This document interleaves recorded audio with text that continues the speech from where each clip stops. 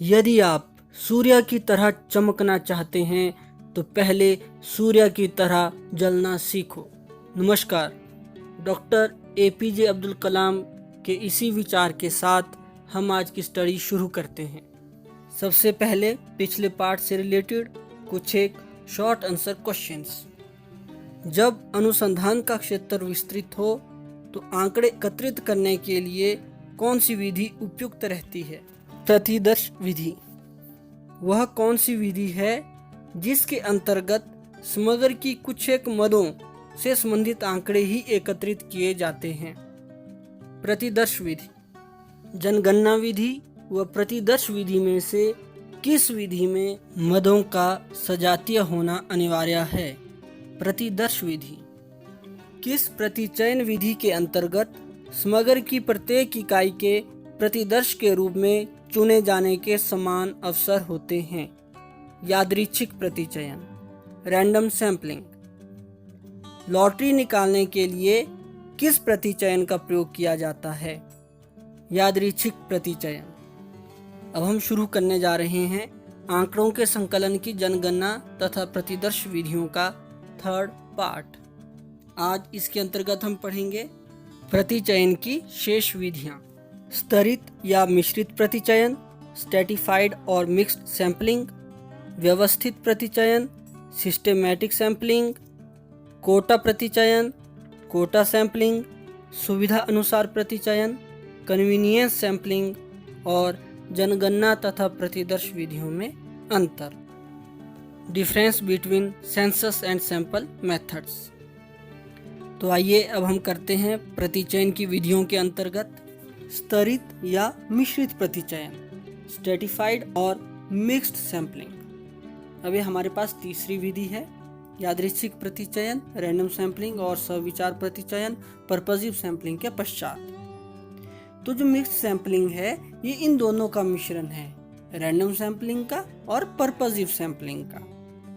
और इस विधि का प्रयोग हम तब करते हैं जब हमारे पास जो पॉपुलेशन की आइटम्स हैं, समग्र की इकाइयां हैं, मदें हैं, वो अलग अलग विशेषताओं वाली होती हैं। तो हम उनको फिर विशेषताओं के आधार पर डिफरेंट पार्ट्स में बांट देंगे और फिर रैंडम सैंपलिंग का प्रयोग हम करते हैं प्रतिदर्श का चुनाव करने के लिए। फॉर एग्जाम्पल +1 में हमारे पास 50 स्टूडेंट्स हैं और आउट ऑफ 50 स्टूडेंट्स 30 स्टूडेंट्स ने मैट्रिक में कंप्यूटर साइंस पढ़ा था, जबकि 20 स्टूडेंट्स ने टेलीकॉम पढ़ा था। और प्रतिदर्श के रूप में, सैंपल के रूप में हमने केवल 5 स्टूडेंट्स लेने हैं। अब विचार करके प्रोपोर्शनल आधार पर, आनुपातिक आधार पर प्रतिदर्श के रूप में छात्रों को लिया जा सकता है। जैसे कंप्यूटर साइंस में से 3 स्टूडेंट्स और टेलीकॉम में से भी 2 स्टूडेंट्स। तो जो हमारा सैंपल है 5 स्टूडेंट्स का बन गया। लेकिन यह जरूरी नहीं है कि प्रोपोर्शनल आधार पर ही प्रतिदर्श के रूप में बच्चों को, स्टूडेंट्स को लिया जाए। उनको नॉन प्रोपोर्शनल आधार पर भी लिया जा सकता है। जैसे 4 स्टूडेंट्स कंप्यूटर साइंस में से और 1 स्टूडेंट टेलीकॉम में से। तो हम कह सकते हैं कि स्तरित प्रतिचयन विधि के अंतर्गत समग्र की इकाइयों को उनकी विशेषताओं के अनुसार विभिन्न भागों में बांट लिया जाता है तथा प्रत्येक भाग से यादृच्छिक प्रतिचयन की विधि द्वारा अलग अलग प्रतिदर्श का चुनाव किया जाता है जो उस भाग का प्रतिनिधित्व करते हों। अब है स्तरित या मिश्रित प्रतिचयन के गुण, मेरिट्स। तो हमने जो अभी तक पढ़ा वहीं से क्लियर हो जाता है कि क्या क्या गुण हैं। तो पहला गुण है, यह विधि समग्र की अलग अलग विशेषताओं को शामिल करती है। नंबर 2, इस विधि में समग्र की अलग अलग विशेषताओं के आधार पर तुलनात्मक अध्ययन संभव होता है। और नंबर 3, प्रतिचयन की यह विधि विश्वसनीय और अर्थपूर्ण परिणाम देती है। Now demerits of mixed sampling. Number 1, इस विधि का क्षेत्र सीमित है क्योंकि यह विधि तभी अपनाई जा सकती है जब समग्र तथा उसकी विभिन्न विशेषताओं की जानकारी हो। नंबर 2, समग्र को विभिन्न भागों में बांटने के समय पक्षपात की संभावना हो सकती है। जैसे समग्र को हमने पहले 2 भागों में बांटा जो 50 स्टूडेंट्स थे, 30 स्टूडेंट्स कंप्यूटर साइंस के और 20 स्टूडेंट्स टेलीकॉम के। अब जब हमने सैंपल के रूप में 5 स्टूडेंट्स लेने हैं, कंप्यूटर साइंस में से 3 और टेलीकॉम में से 2, तो वो हम अपनी मर्जी से ले सकते हैं, अपनी पसंद के, तो पक्षपात तो होगा ही। और तीसरा अवगुण है, यदि जनसंख्या का आकार बहुत छोटा है तो उसे और अधिक छोटे छोटे भागों में बांटना कठिन होता है। नेक्स्ट जो फोर्थ मेथड ऑफ सैम्पलिंग है वो है व्यवस्थित प्रतिचयन, सिस्टेमैटिक सैम्पलिंग। अब इसके अंतर्गत क्या है कि जो समग्र की मदें हैं उन्हें सिस्टम से एकत्रित करेंगे। अब फॉर एग्जांपल आपकी क्लास में 25 बच्चे हैं और आपके टीचर ने कॉपीज चेक करनी है केवल 5 बच्चों की, और आपको रोल नंबर भी अलॉटेड है 1 से लेकर 25 तक। तो सर आपके कॉपी चेक करने वाले हैं वो कहते हैं कि 5 roll number, 10 roll number, 15 roll number, 20 roll number और 25 रोल नंबर अपनी कॉपी चेक कराएंगे। तो 5 बच्चे हो गए। तो संख्या के आधार पर हम जो है उसको व्यवस्थित कर सकते हैं, अल्फ़ाबेटिकली भी चल सकते हैं। तो व्यवस्थित प्रतिचयन विधि में समग्र की इकाइयों को संख्यात्मक, भौगोलिक अथवा वर्णात्मक आधार पर क्रमबद्ध कर लिया जाता है। इनमें से प्रतिदर्श की पहली इकाई का चुनाव करके यादृच्छिक प्रतिचयन विधि द्वारा प्रतिदर्श प्राप्त कर लिया जाता है। अब है इस विधि के गुण, मेरिट्स ऑफ सिस्टेमैटिक सैम्पलिंग। पहला गुण है, यह एक सरल विधि है, इसके द्वारा प्रतिदर्श प्राप्त करना आसान होता है। और नंबर 2, इस प्रणाली में व्यक्तिगत पक्षपात की संभावना कम होती है। अब है इस विधि के अवगुण, डिमेरिट्स ऑफ सिस्टेमैटिक सैम्पलिंग।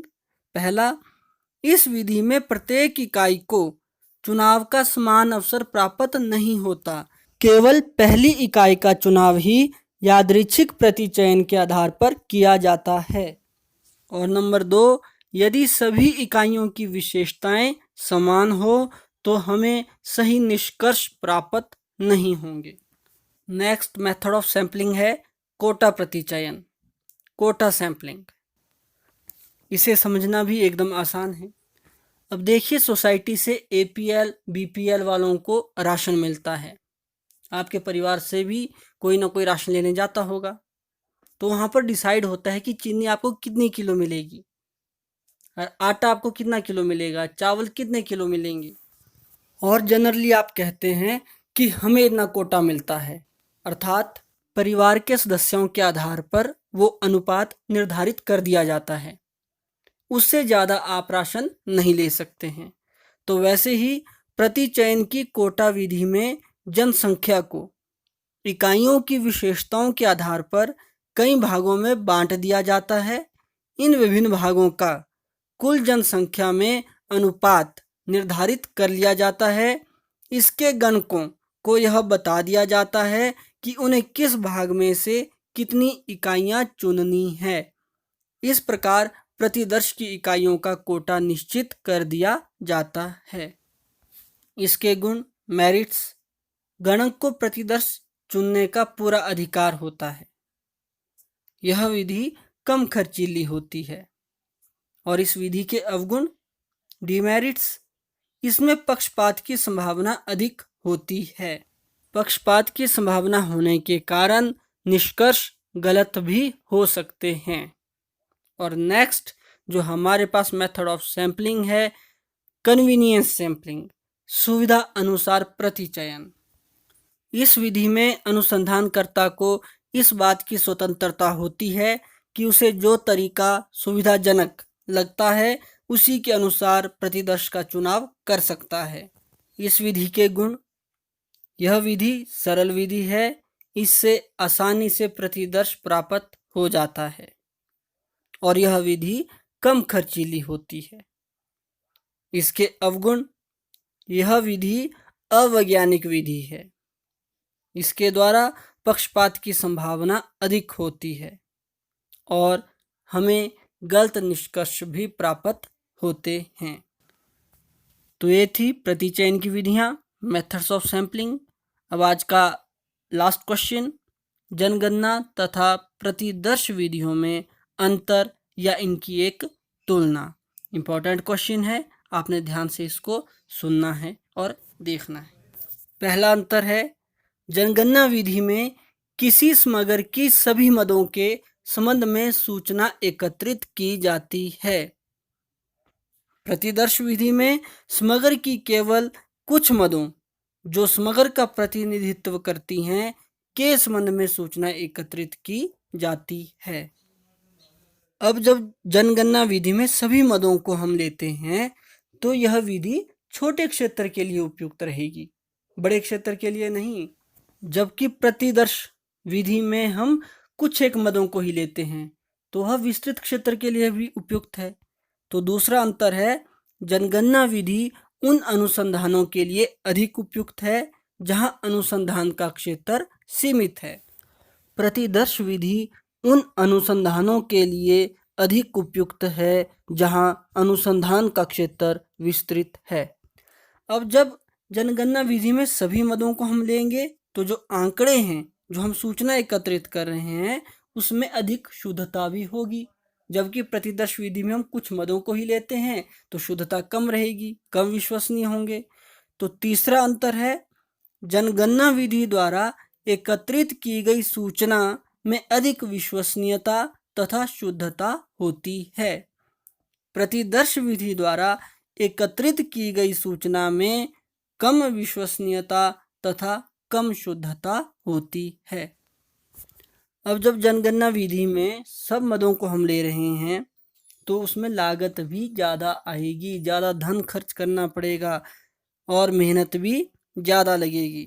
तो फोर्थ डिफरेंस है, जनगणना विधि में अन्वेषण की लागत अधिक होती है, प्रतिदर्श विधि में अन्वेषण की लागत कम होती है। इसी के बेसिस पे फिफ्थ डिफरेंस भी हो जाता है, जनगणना विधि द्वारा निष्कर्ष निकालने में अधिक समय लगता है, प्रतिदर्श विधि द्वारा निष्कर्ष निकालने में कम समय लगता है। आपको अच्छे से मालूम तो हो गया है कि जनगणना विधि में हम सभी मदों को लेंगे, अर्थात प्रत्येक मद से संबंधित सूचना लेंगे, तो चाहे फिर वो भिन्न भिन्न विशेषताओं वाली ही क्यों ना हो, अर्थात विजातीय ही क्यों ना हो। तो जो सिक्स्थ डिफरेंस है वो है कि जनगणना विधि उस स्थिति में उपयोगी होती है जिनमें समग्र की मदें विजातीय होती हैं, अर्थात उनमें समानता नहीं पाई जाती। प्रतिदर्श विधि उस स्थिति में उपयोगी होती है जिनमें समग्र की मदें सजातीय होती हैं, अर्थात उनमें समानता पाई जाती है। अब सपोज कीजिए कि दोनों विधियों के द्वारा अनुसंधानकर्ता ने निष्कर्ष निकाल दिए और बीच में कहीं डाउट हो गया किसी सूचना को लेकर, तो जब चेक करना है उसे, तो जो पॉपुलेशन मेथड है, जनगणना विधि है, उसमें फिर से सभी मदों को लेना पड़ेगा, तो दोबारा खर्चा भी बढ़ जाएगा, मेहनत बढ़ जाएगी, ज़्यादा टाइम बढ़ जाएगा। तो वहाँ पर फिर हमें जो अन्वेषण की सत्यता की जांच करनी है वो साधारणतः संभव नहीं होती। जबकि प्रतिदर्श विधि में हम कुछ एक मदों को ही लेते हैं, तो दोबारा से जांच करनी है तो उस जांच को किया जा सकता है। तो सेवंथ एंड लास्ट डिफरेंस जो इन दोनों में है वो है, जनगणना विधि द्वारा प्राप्त सांख्यिकी सूचनाओं में संदेह होने पर दोबारा से अन्वेषण करना साधारणतः संभव नहीं होता। प्रतिदर्श विधि द्वारा प्राप्त सांख्यिकी सूचनाओं में संदेह होने पर दोबारा से अन्वेषण करना आसान होता है।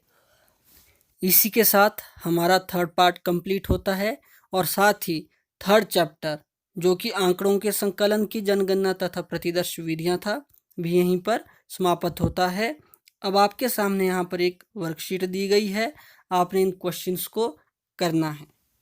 स्तरित या मिश्रित प्रतिचयन क्या है, इसके गुण व अवगुण लिखिए। व्यवस्थित प्रतिचयन से क्या अभिप्राय है, इसके गुणों व अवगुणों को लिखो। कोटा प्रतिचयन से आप क्या समझते हैं? सुविधा अनुसार प्रतिचयन क्या है? जनगणना तथा प्रतिदर्श विधि में अंतर स्पष्ट करो। नेक्स्ट वीडियो में मिलते हैं अब नए टॉपिक के साथ। तब तक बाय।